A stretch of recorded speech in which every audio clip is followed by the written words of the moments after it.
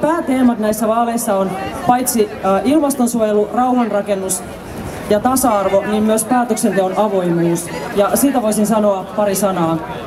Mä kävin tapaamassa Satu Hassia muutama viikko sitten Brysselissä ja mä olin myös jahtaamassa lobbareita Europarlamentin käytävillä, koska mua kiinnostaa se, että kenellä on tosiasiassa valtaa Euroopan unionin päätöksenteossa.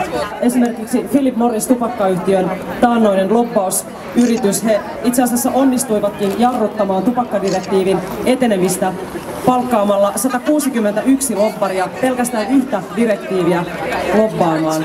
Ja se, miksi minua tämä kiinnostaa, on se, että ei lobbauksessa sinällään ole mitään pahaa. Kyllä päätöksentekijöiden täytyy saada kuulla erilaisia tahoja päätöksenteon tueksi, mutta se, ketkä saavat sen äänen kuuluviin, se on epätasa-arvoista.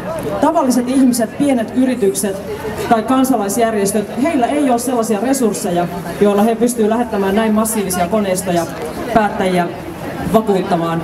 Eli mä haluan avoimuutta lobbaukseen. Mä haluaisin, että Euroopan unionissa olisi pakollinen lobbausrekisteri. Eli kaikki, jotka siellä yrittää lobata ja akkreditoitua sisään, on avoimesti kaikkien tiedossa.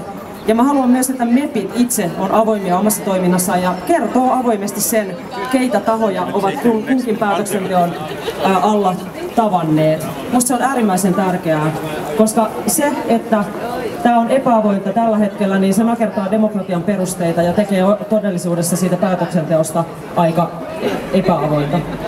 Tämä on yksi semmoinen konkreettinen asia. Ja koska mun aika loppuu, niin mä voisin tähän loppuun vielä sanoa, että kannattaa äänestää mua, koska on myös ahkera ja kiva.